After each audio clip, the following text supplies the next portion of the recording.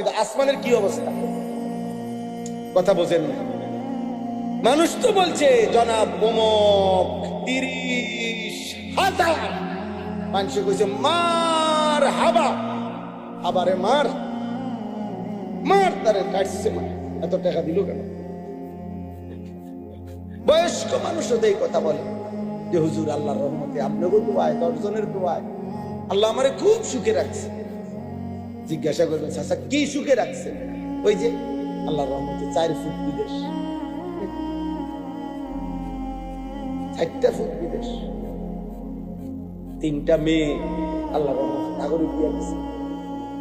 মনে মনে আশা করছিলাম একটা বিল্ডিং করব, আল্লাহ বিল্ডিংও দেখাইছে হুজুর, আল্লাহ করাইছে একটা বিল্ডিং করছি হুজুর, 4টা রুম, 2টা বাথরুম দিয়ে হুজুর আল্লাহর রহমতে আপনাদের দোয়ায় টাইলস। আল্লাহু আকবার। আল্লাহ চাচার কপাল, কত বড় কপাল নিয়ে আসছে। ওনার পূর্বপুরুষ মাটিতে পেশাব করত, আর উনি এখন আল্লাহর রহমতে খাস দোয়ায় আমরার দোয়ায় উনি এখন টাইলসের মধ্যে। আল্লাহ পাকের দয়া। বিকাল টাইম হইলে হুজুর আল্লাহর রহমতে চা দোকানে বসে থাকি, বন খাই, বিড়ি খাই, গপ মারি, যে দূর শৈল্যে কুলায় টেলিভিশনে নাচ গান দেখি। আগে তো আর সেই দিন নাই, চাইয়ে খাই শুধু, আর পুরান কথা মনে করি। হ্যাঁ, পুরান কথা মনে করে, মনে রাখে, পুরান কথা মনে করায় করাইয়া ফেরেশতা মেরে টাঙ্গাইয়া ফির। এগুলো মুমিনের সুখের কথা। এক ঈমানদার এই সুখের কথা শুনাইলেন, এগুলো তৃপ্তি মুমিনের। আয়াহসাবুনা আন্নামা নুমিদ্দুহুম বিহি মিন মালিন ওয়া বানিন। আল্লাহ বলেন আমার বান্দা ভেবেছে আমি যে তাকে দুনিয়ায় কিছু সম্পদ আর সন্তান দিলাম, এই কথা ভাবছে সে আমি তাকে কল্যাণের উপরে রাখছি। বাল্লা ইয়াশউরুন। আল্লাহ বলে না বান্দা তারা বুঝে নাই। দুনিয়ায় কাউরে অর্থ দিলে, সম্পদ দিলে, মাল দিলে, ক্ষমতা দিলে, বিবি বাচ্চা নাতি নাতনি দিলে আমি তার উপরে সন্তুষ্ট, এই কথার প্রমাণ বহন করে না। যদি অর্থ সম্পদ, মাল আর ক্ষমতা, যদি বিবি বাচ্চার পরিবার, এটা যদি আমি আল্লাহর সন্তুষ্টির চিহ্নই হতো, তাইলে এগুলো তো আমি কাফের বেঈমানকেই বেশি দিছি নাকি? আমাদের এখানে আমরা যারা পড়ছি এখন, আমরা যদি প্রত্যেকেই আমরা যদি 30 তালা কইরা এই বাংলাদেশে একটা বিল্ডিং শেষ করি, মনে করেন কাম আজকে মনে করেন বিকালে আমগো 30 নম্বর তালার সবার ছাদ ঢালাই দিলাম, তো আপনি খবর নিবেন আজকে, তো শুনবেন ইউরোপ আমেরিকায় আজকে এই পরিমাণ মানুষ হয়তো 200 নম্বর তালার ছাদ ঢালাই দিচ্ছে। হ্যাঁ, তা আপনি যে আরো তো 170 তালা পিছে পেরে গেলেন, এটি কোন সময় ছাদ ঢালাই দিবেন? কথা বুঝেন নাই আমার? দুনিয়া মুশরিকের সমপরিমাণ হবে না তো বাপ, কাফেরের সমপরিমাণ হবে না তো বাপ, দুনিয়া বেঈমানের পরিমাণ হবে না। ওদের সমপরিমাণ অস্ত্র কিনে আমরা ওদের সাথে যুদ্ধ করতে পারবো না। ওদের সমপরিমাণ শক্তি, দুনিয়াবী শক্তি দিয়ে আমরা ওদের সাথে লড়াই করে পারবো না। 1450 বছর ইসলাম কাফের মুশরিকদের সমপরিমাণ অস্ত্র দিয়ে কোনোদিনও যুদ্ধ করে নাই, সমপরিমাণ জনশক্তি দিয়েও, জনবল দিয়েও যুদ্ধ করে নাই। প্রতিবার মুমিনের বিজয় হয়েছে মহান আল্লাহ পাক রব্বুল আলামিনের শক্তি। প্রতিবার বিজয় দিয়েছেন আল্লাহ। প্রতিবার মুমিন তার রবের সাথে সম্পর্ক করেই সেজদার শক্তিতে, ইমানের শক্তিতে, কালেমার শক্তিতে, মহান আল্লাহর দয়ায় প্রতিবার ইমানের বিজয় হয়েছে। অতএব দুনিয়া হিসাব মিলাইলে হইতো না। আমাগরে আল্লাহ কাফেরদের সমপরিমাণ দুনিয়া দিবে না, এটা আল্লাহর ওয়াদা, এটা আল্লাহর ওয়াদা, আল্লাহর ওয়াদা। আমরা দেশের ধনীও ধনী আর ইউরোপ আমেরিকার ধনীও ধনী। আমরা দেশের 7 তলা বিল্ডিং ওয়ালা যদি মনে করে ধনী, ইউরোপ আমেরিকাতে 7 তলা বিল্ডিং এ ছাগলও পালেন। আমরা দেশের প্রাইভেট কার চালানোওয়ালা যদি মনে করে ধনী, তো জাপানে, ইউরোপে প্রাইভেট কারের মধ্যে ছাগল টানে। আমারে বলছে, এটা সত্যই কথা। কাজেই দুনিয়াবি এগুলো কি নয়, মূল সফলতা নয়, সন্তুষ্টি আল্লাহর নয়। তাহলে আল্লাহর সন্তুষ্টি কিসের মধ্যে? এই শেষ কথাটা আল্লাহ বলছে, যার মধ্যে 4টা জিনিস আছে তার প্রতি আল্লাহ সন্তুষ্ট হয়ে আছে। কয়টা জিনিস? এক, ইন্নাল্লাযীনা হুম মিন খাশিয়াতি রাব্বিহিম মুশফিকুন, হৃদয় যার আল্লাহর ভয়ে কম্পিত, হৃদয়ে যার আল্লাহর ভয়, আল্লাহ তার প্রতি সন্তুষ্ট হয়ে গেছে। এক। দুই, ওয়াল্লাযীনা হুম বিআয়াতি রাব্বিহিম ইউমিনুন, আল্লাহর কোরআনের, আল্লাহর বিধানের সবগুলো আয়াত, হুকুম, আহকামকে সর্বান্তকরণে মেনে নিচ্ছে যে আল্লাহ বলেন সে কল্যাণের পথে, আমার সন্তুষ্টির পথেই আছে। তিন, ওয়াল্লাযীনা হুম বিরাব্বিহিম লা ইউশরিকুন, আমি আল্লাহর সাথে কোনোভাবে কোন সূরতে এক যাররা যে শিরিক করে না, শিরিক মুক্ত যার ঈমান, সে আল্লাহর সন্তুষ্টির উপরে আছে। তাইলে 1 নাম্বার হলো হৃদয়ে যার আল্লাহর ভয়, 2 নাম্বার মেনে নিচ্ছে যে আল্লাহর বিধান, 3 নাম্বার করে না যে কোনো অবস্থাতে শিরক, 4, ওয়াল্লাযীনা ইউতুনা মা আতাও, আল্লাহ বলেন আমার যে বান্দা, আমি আল্লাহর দেওয়া সবকিছু যা আমি দিছি, শরীর, স্বাস্থ্য, যৌবন, সবকিছু, স্ত্রী, সন্তান, ক্ষমতা, অর্থ, বিত্ত, সম্পদ, প্রভাব, প্রতিপত্তি, ব্যবসা, কামাই, অর্জন, যা কিছু আল্লাহ দিয়েছেন তা আল্লাহর পথে ব্যয় করে, আল্লাহর পথে ব্যয় করে, আল্লাহর পথে ব্যয় করে। আল্লাহ বলেন আমি তার প্রতি সন্তুষ্ট হয়ে আছি, সন্তুষ্ট হয়ে আছি। তাইলে কয়টা হলো? 4টা। হৃদয়ে যার কার ভয়, মেনে নিচ্ছে যে কার বিধান, করছে না কোন অবস্থাতে যে কি শিরক। 4 নাম্বার, আল্লাহর দেওয়া সব নিয়ামত যে ব্যয় করছে কার পথে? আল্লাহর পথে। এইবার এই 4টার পরে আল্লাহ অতিরিক্ত আরেকটা গুণ বলছে।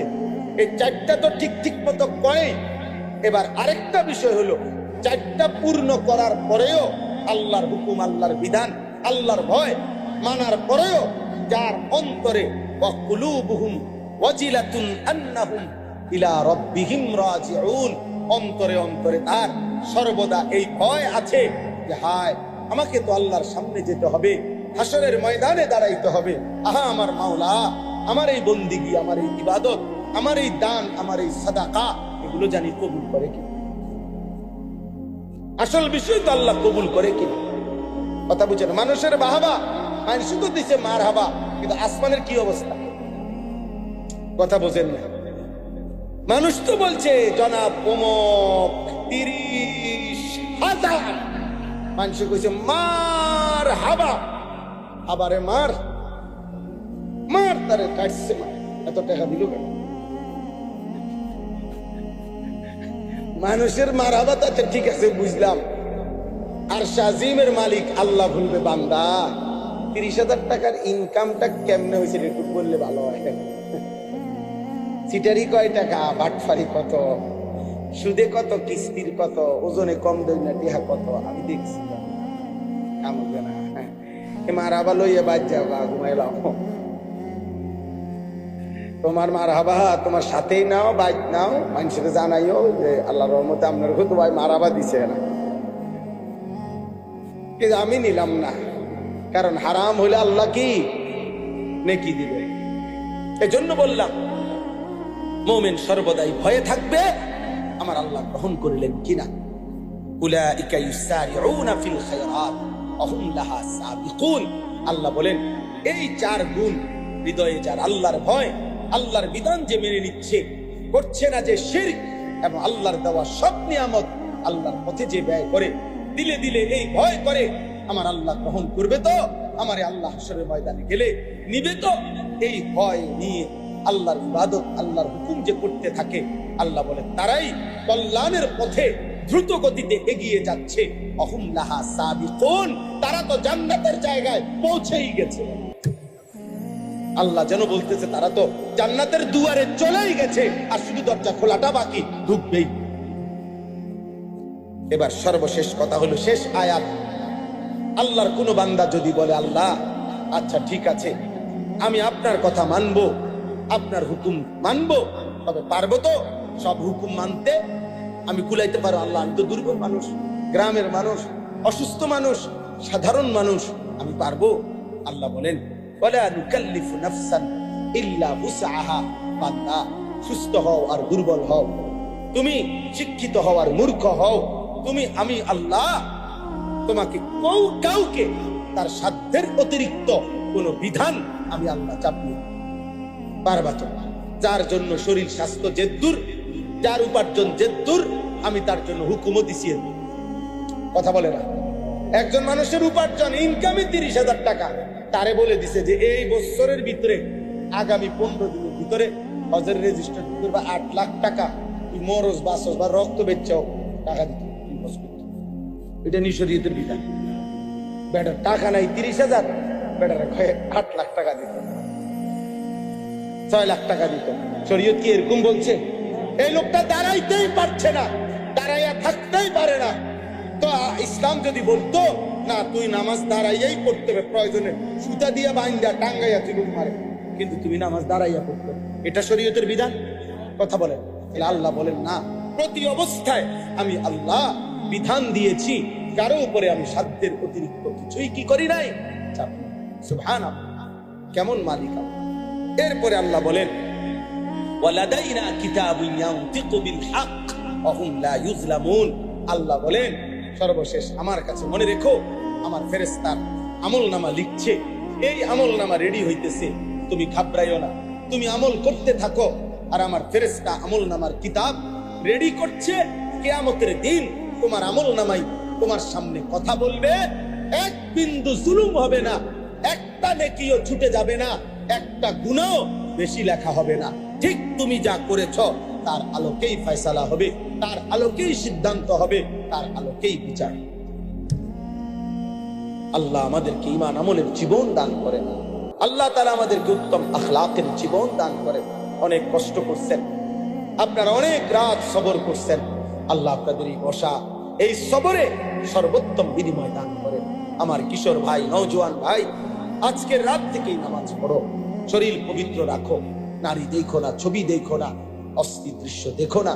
আল্লাহ আমাদের সকলকে তৌফিক দান করেন। আর এক মিনিট দোয়া করি, দোয়ার আগে 2টা মিনিট মাদ্রাসার আমার প্রিয় ভাই জনাব জসিমউদ্দিন চৌধুরী ভাইয়া বলছেন মাদ্রাসার কাজে সর্বাত্মক সহযোগিতা করবে। আলহামদুলিল্লাহ, আপনারাও প্রত্যেকে যদি একটু পকেটে হাত দেন, 2টা মিনিট প্রত্যেকে মাদ্রাসার এই কাজ অল্প একটু জায়গায় সুন্দর ভবন করবে। মৌলানা মাহমুদ সাহেব আমারে দেখাইছেন এটার প্ল্যানিং, অনেক সুন্দর পরিকল্পনা, অনেক ফিকির তার। আল্লাহ যেন এই ফিকিরের সাথে আমাদেরকে অংশগ্রহণ করার তৌফিক দান করে, এই আশায় প্রত্যেকে যার যার সামর্থ্য অনুপাতে মাদ্রাসার জন্য আজকে থাকলে কিছু সহযোগিতা করেন, আবার এখন না থাকলে পরে আপনারা দিয়েন, এখন যাদের আছে দেন, ইনশাআল্লাহ বরকত হবে। আমি সবার জন্য দোয়া করছি। যাওয়ার সময় আরেকটা ছোট্ট অনুরোধ হলো, আমার গাড়িতে একটা বহুতই মূল্যবান দামি আপনাদের আমাদের প্রত্যেকের জীবনের উপযোগী একটা কিতাব আছে, তালিমুস সুন্নাহ।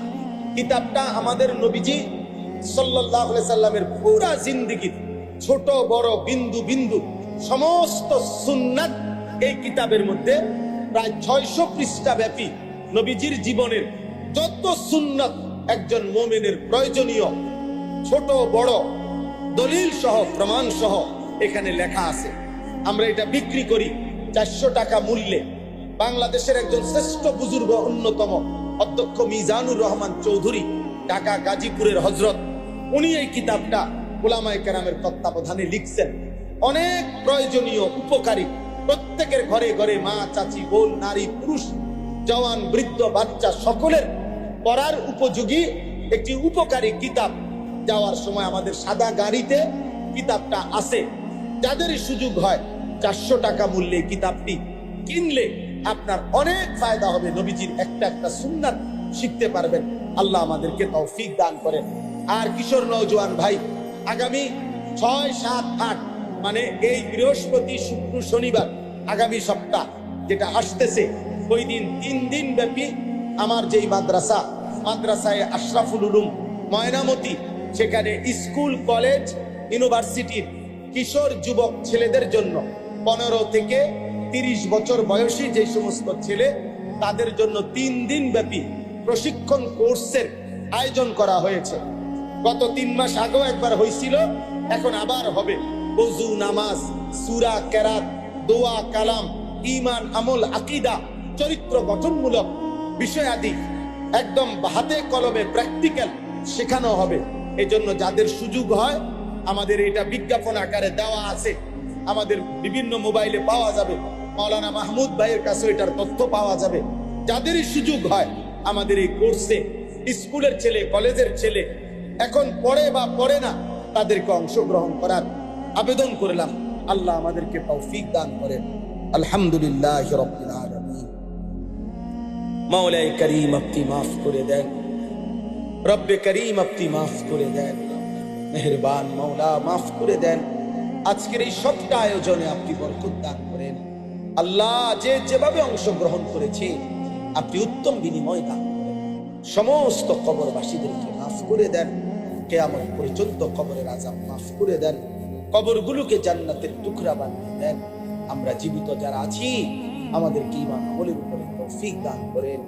আল্লাহ এই রাত গভীরে অনেক কষ্ট করে দূর দূরান্তের বাবা, ভাই, নওজোয়ান এতটা গভীর রাতে অপেক্ষা করেছিল, শুনেছিল, বসেছিল, এখন আবার ঘরে ফিরছে। আল্লাহ প্রত্যেককে সহি সালামতে, নিরাপদে যার যার গন্তব্যে ফেরার তৌফিক দান করেন। আল্লাহ প্রতিটা যুবককে সেজদাওয়ালা, নামাজি বানিয়ে দেন। বাবা চাচাদেরকে আরো বেশি নেক আমলের তৌফিক দান করেন। মা বোনদেরকে পর্দা মুর্শিদা দান করেন। আল্লাহ আমাদের সকলকে কবুল আর মঞ্জুর করেন। আল্লাহ জসিম ভাই সহ আরো যে কয়েকজন মেহমান এখানে এসেছেন এবং হযরত উলামায়ে কেরাম যারা এসেছেন, প্রত্যেককে উত্তম বিনিময় দান করেন। আল্লাহ আমাদের সকলকে মাফ করে দেন, ঈমান আমলের সাথে থাকার চলার তৌফিক দেন, অভাব দূর করে দেন, অসুস্থ যারা শিফা করে দেন, প্রত্যেকের কামাই রুজিতে হালাল বরকত দান করেন। জামিয়া মাদানিয়া এই মাদ্রাসা আপনি কবুল করে নেন। মাদ্রাসার নতুন ভবনের কাজ আপনি সহজ করে দেন। আপনি চাইলে হয়েই যাবে মাওলা, আপনি না চাইলে কিছুই হবে না রে মাওলা। আল্লাহ আপনার বান্দাদেরকে এই ভবনের কাজে অংশগ্রহণ করার, সহযোগিতা করার তৌফিক দান করেন। আল্লাহ মাদ্রাসার জরুরত আপনি পূরণ করে দেন। রব্বির হামহুমা কামা রাব্বায়ানি সগীরা। আয় আল্লাহ পর্দার আড়ালের মা বোন যারা, তাদেরকে আবেদা সালেহা মা ফাতেমা রাবিয়া বুসরিয়ার মতো বানিয়ে দেন। সুবহান রাব্বিকা রাব্বিল ইজ্জাতি আম্মা ইয়াসিফুন ওয়া সালামুন আলাল মুরসালিন ওয়ালহামদুলিল্লাহি রাব্বিল আলামিন।